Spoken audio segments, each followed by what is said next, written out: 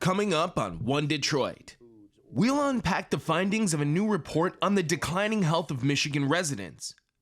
Plus, this week marks the 50th anniversary of hip-hop. We'll look at Detroit's roots in the popular music genre. Also ahead, drummer Gayelynn McKinney talks about succeeding in a male-dominated field. And we'll give you some suggestions on fun things to do this weekend. It's all coming up next on One Detroit. From Delta faucets to Behr paint, Masco Corporation is proud to deliver products that enhance the way consumers all over the world experience and enjoy their living spaces. Masco, serving Michigan communities since 1929. Support for this program is provided by the Cynthia and Edsel Ford Fund for Journalism at Detroit Public TV. The DTE Foundation is a proud sponsor of Detroit Public TV, among the state's largest foundations committed to Michigan-focused giving. We support organizations that are doing exceptional work in our state. Visit dtefoundation.com to learn more. Nissan Foundation and viewers like you.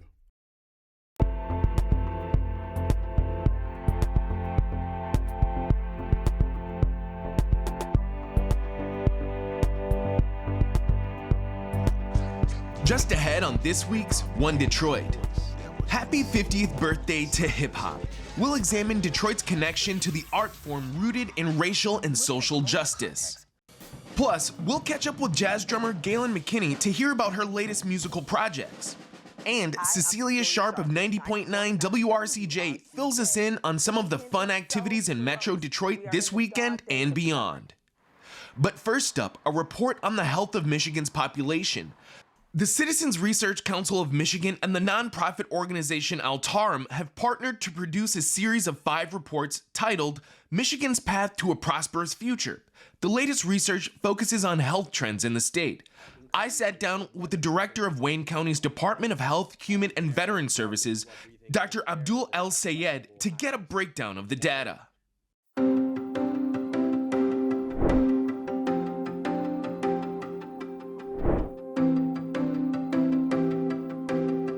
Is it true to say that Michigan's health care outcomes have been sliding over the past couple decades? No, well, I really appreciate the question because I think it allows us to think a little bit about some of the context. We as a state are struggling to attract and keep people here. And it turns out that people want to go to places where they can live their healthiest and happiest lives. And one of the challenges that we sometimes have in Michigan is that we haven't necessarily built a lot of the infrastructure that we need for people to be able to do that thing. And, that's not just hospitals. I mean, I want you to think about when you go to a hospital. You don't go to a hospital or a clinic when you're feeling well. You go there after you get sick in the first place. And so it's not about just providing the means of people to get healthy after they've been sick. It's about keeping them healthy in the first place. Part of the challenge that we have in Michigan is, unfortunately, we have not necessarily built what we need to be able to do that, whether it's the kind of density of healthy foods or a walkable environment or even clean air. And I want to be specific here. For a lot of Michiganders, those things are readily available, but for too many Michiganders, they're not. And too often those things are patterned by race and by income. And so you end up having pockets of our state where too often people are breathing dirty air. They have questionable access to clean water. They can't necessarily get around. You think about the brutal interplay between an unwalkable community and then the fact that insurance rates for cars are so high. And that puts you in a position where you have to ask, how do I even get to work? In Michigan, the CRC report highlights that the life expectancy variation from one neighborhood to another can be as much as 29 years. That, to me, is a very staggering number. How is that variation possible? That kind of thing, that injustice of having a longer access to a healthier life ought to be something that all of us step back and really, really ponder upon. It is about all of the circumstances in a daily life that benefit health in one community and really can take it away in another. It starts with the simple air we breathe. I mean, one project we just kicked off here at Wayne County is about building an air monitoring network simply because we know that while all of us have had to think a little bit more about our air over the past several weeks, given the Canadian wildfires, there are a lot of communities, particularly in Southwest Detroit, places like River Rouge or South Dearborn, where they got to think about air quality every single day. And if the very air you breathe that you're extracting oxygen from also brings with it pollutants that are going to damage your lungs and damage your heart and damage your kidneys, not just for adults and seniors, but for children as they are building their body in the first place, you got to imagine how that hobbles folks. Then you think about the access to a walkable environment. We know what we call NEAT, or non-exercise activity, is one of the most important predictors of overall physical health. It's not just going for a run or exercising for half an hour every day or every other day. It's also just how much activity you get in your daily life as a function of the life that you live. Now, in Michigan, obviously, we're a community that was built by the automotive industry, and so everything was funneled in that direction. So rather than being able to walk to the bus stop, get on a bus, walk from the bus stop to work every day and do that sustainably, unfortunately, our public transit systems just haven't been invested in the way needed to be able to allow for public transit and all the activity that comes with that. If we change our ways, if we start to address the issues that we need to address, what could our future look like? One of the most important things that really does benefit public health, considering the fact that right now one of the major killers is mental illness, whether that comes out in suicide or that comes out in substance use. One of the most important features of a daily life that matters to us is one another, the ability to look one another in the eye and have a real life conversation where we can read and feel one another's emotions. And a healthier society, a place where we've invested in public spaces, for example, that make coming together easier and more enjoyable, is a more joyful life. And health is joyful. Being healthy and being able to live to the full extent of your capacities is a joyful thing. And so the lived experience of being healthier collectively is that we have one another more, and that we have more of ourselves to be able to enjoy one another and to be able to enjoy the lives that we lead. And I think that's what's at stake. And so I just want folks to appreciate that, these when we talk about health statistics, it's easy to just think about a bunch of numbers. People don't really quite care what the number of life expectancy is, but they do care about what the experience of living in a society where more of us are healthy ought to be.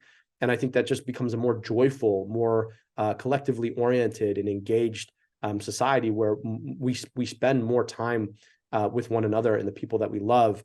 And we're able to take advantage of those 29 years of life that some people don't get to lead right now, leading that together. And I think that's what life is about, is spending meaningful time with the people that you love.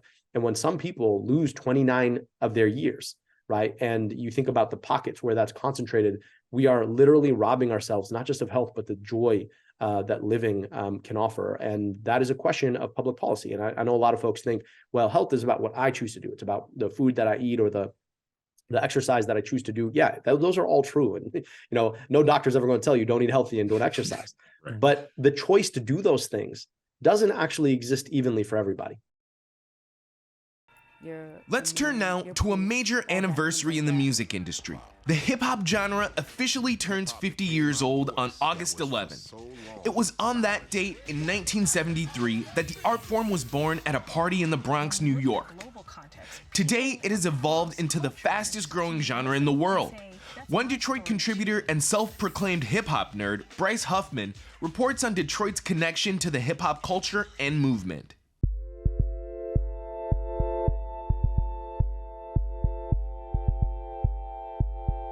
My face ain't New Detroit, so I can't be your shoulder. You look at a Motown, right, which is where I would say Detroit hip hop starts. Okay. This is Piper Carter, a Detroit artist and culture curator. She co-founded We Found Hip Hop, an organization that empowers women in the performing and visual arts. Carter says to understand Detroit hip hop, you've got to first understand the impact of Berry Gordy and Motown Records. He looked at all of these very talented people who came from historic Black Bottom and the historic North End of Detroit and was like, hey, we can figure out a way to organize this so that we are, creating these avenues for people, right? This then becomes a successful formula. The formula was so successful that Gordy took Motown out west to California in 1972. But by the early 80s, a new culture was emerging, one that Detroiters were more than ready for. Take me back to the beginning of your experience with Detroit rap music. What was the first song or first artist you can remember hearing? Well, the thing is, before it was actually a rap artist, the dance actually led in the 80s. So because hip hop or hip hop culture at that time was actually a mixture of like the music of the times, which was, could be classified as like R&B, like, or like funk and soul, and then like rap kind of like it came in, you know what I mean? But it was like, it was all a part of, it was like an amalgamation, right? I think what hip hop culture kind of provided folks is I'm gonna dare say maybe more like a safer space to be an artist, to be creative, to be innovative. That was something that was very important in hip hop in general, but definitely in Detroit, it was very important. There's also techno emerging, right? Which is a very, I'd say it's a close kin in Detroit to Detroit hip hop, because the same people who were going to all the hip hop things were also going to techno. So you'll notice in Detroit, people are very like techno and hip hop and techno, because those things grew both out of like the underground, the lack of music and arts education in schools, the whole post-urban renewal, the destruction of neighborhoods and things like that, where, independent arts culture emerged through the young people, through the youth. In the 90s, a Detroit fashion designer named Maurice Malone opened a clothing store that became more famous for the open mic it held at nights. This was a space where artists could invent themselves on the mic. The Hip Hop Shop. You've probably heard a lot of the stories about the Hip Hop Shop, which is where, a lot of what we know of as Detroit hip hop culture, your J Dilla, your Eminem, your Proof, all of that comes out of that. Through the 90s and 2000s, Detroit established its own signature sound for rap music. Up-tempo drums, dark and simple piano chords. These are the building blocks of producer Helliva and rap groups like the Street Lords and the Eastside Cheddar Boys. At Capitol Studio in Oak Park, just half a mile north of Detroit, is Travis Pittman. He's a Detroit producer who goes by the name 4AM Juno. He's working on a song with Detroit rapper Lilo. He says the Detroit production style fits perfectly with what the city is all about. It's a city where people want to get money and hustle, so I think that fast-pacedness kind of just is in the culture, like moving fast and just trying to get to what's next, like whatever next level or what's next in the day, like just get some money and do what's next, have fun. Even having fun is still fast-paced, like really turned up and stuff like that.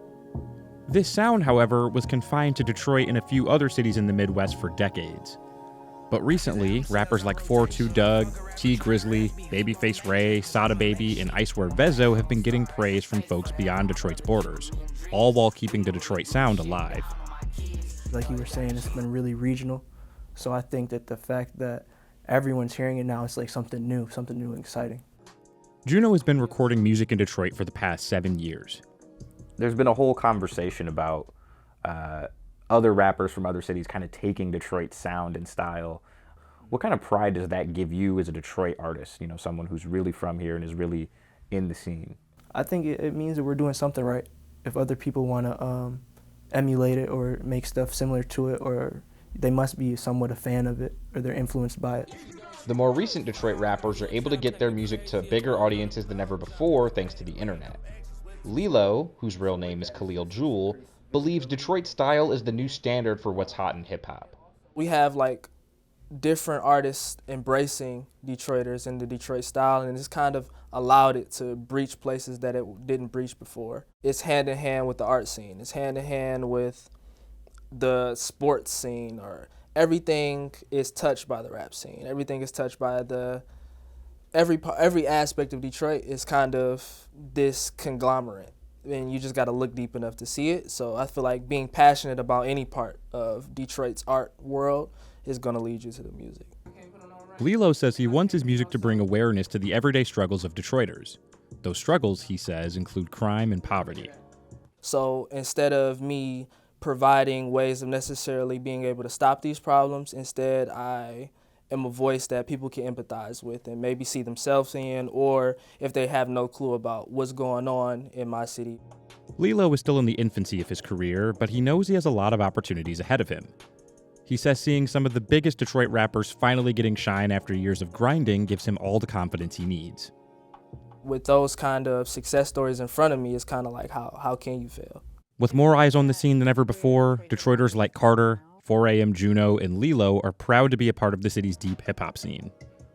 Like Lilo, 4am Juno is looking forward to what comes next in his career, especially bringing in artists from other cities who are fans of the Detroit sound. I want to eventually get some of those people in New York that I like their music on some songs with people from Detroit and just bring people together for real. And for more on the history of hip-hop, watch Fight the Power, How Hip-Hop Changed the World, on demand on DPTV Passport. Turning now to another form of music, jazz. Detroit musician Gayelynn McKinney sat down with One Detroit contributor Cecilia Sharp of 90.9 WRCJ to talk about breaking down barriers as a female drummer, working with the all-female jazz band Straight Ahead, and launching a Women Who Drum festival.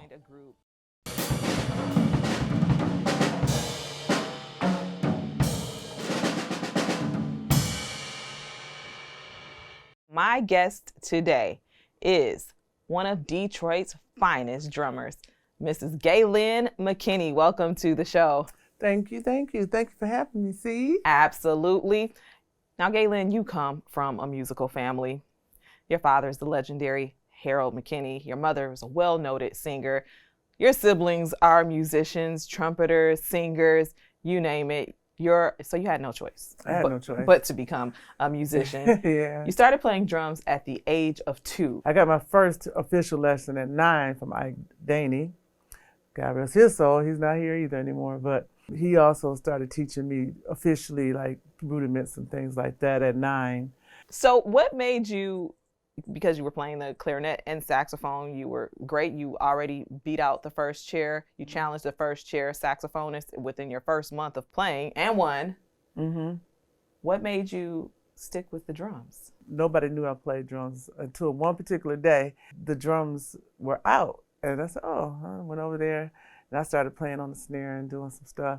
Everybody in the class went, oh, and they was looking at me like, oh my gosh, she's playing the drums.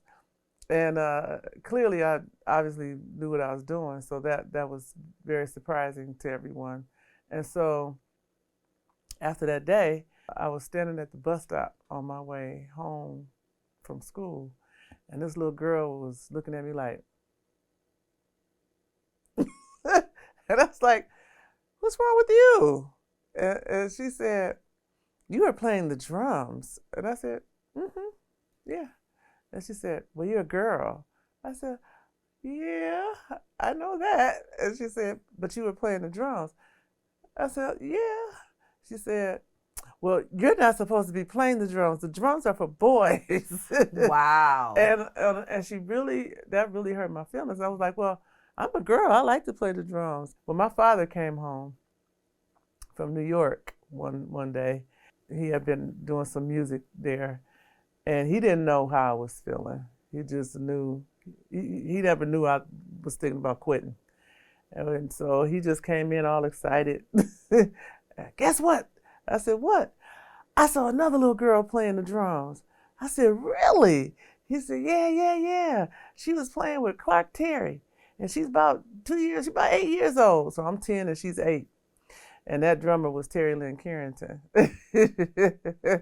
And so that was all I needed. I just needed to know that there was some other girl playing this instrument, because I never saw any other girl playing the instrument when I was coming up playing the drums. I didn't think that you would face flack, for lack of a better word, but catching heat from girls from playing drums. So did you find that you were more welcomed by the guys, or? It was just the one little girl really that said something about it. Okay. The boys just would, they would be, I think they were in shock. They were too shocked to even say anything. So as I got in my older years though, that's when I really started to see from guys that they weren't quite that happy that I was playing the drums, especially doing like jam sessions. Please help me welcome Straight Ahead.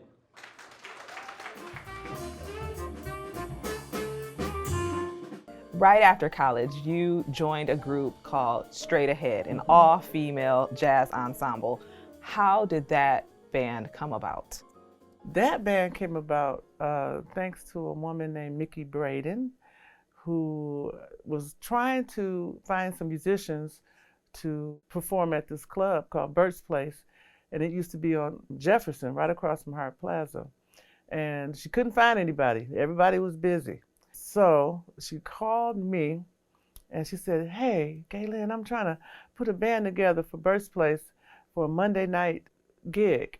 And Monday is not a good night, but I guess word started circulating that there was an all-female jazz group playing. And like I said, we weren't tiptoeing through the tulips, we was hitting.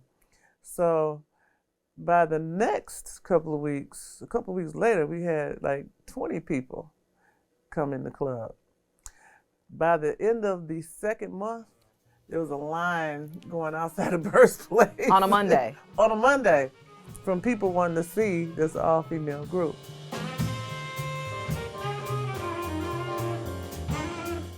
Last year in 2022, you launched a festival, Women Who Drum. Tell us about that festival and the mission and purpose of Women Who Drum. So I started this thing because I play at Baker's Keyboard Lounge on Fridays and Saturdays with the great Ralph Armstrong and Gerard Gibbs.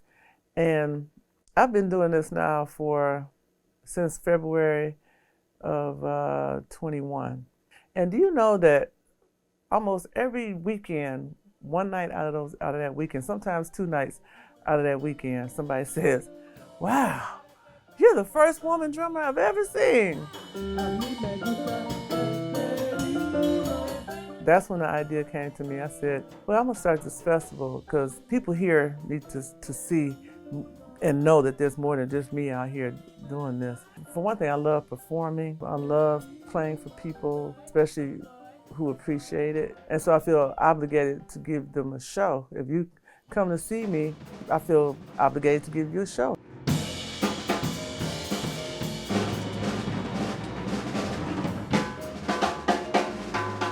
You came to see me perform, so I'm gonna give you something back. So that you're gonna leave happy because you're gonna know I put my all into it,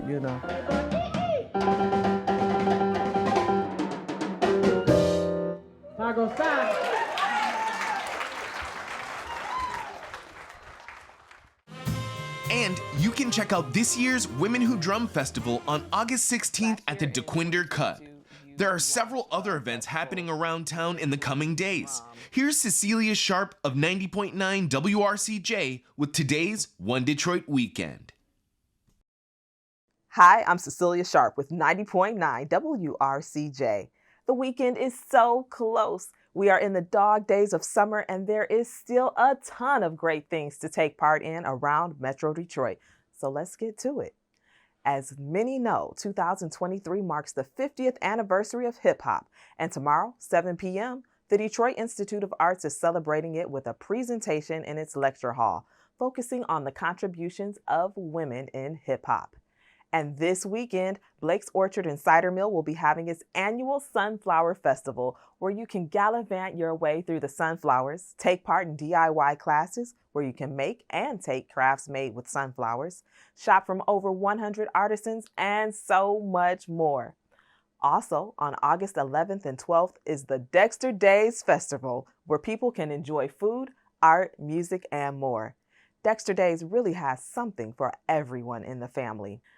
Another city celebrating its annual festival this weekend is Milford with their Milford Memories. The weekend will be filled with kids' activities, live music, a beer tent, and something a little different.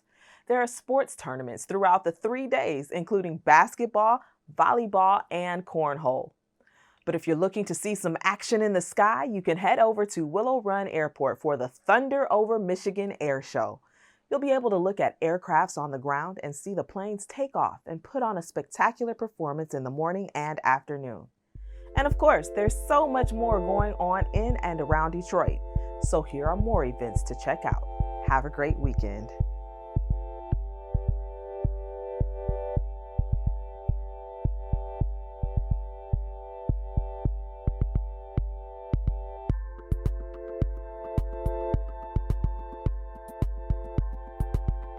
That will do it for this week's One Detroit. Thanks for watching. Head to the One Detroit website for all the stories we're working on. Follow us on social media and sign up for our weekly newsletter.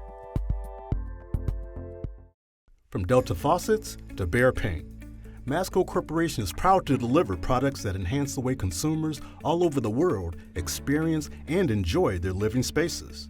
Masco, serving Michigan communities since 1929. Support for this program is provided by the Cynthia and Essa Ford Fund for Journalism at Detroit Public TV.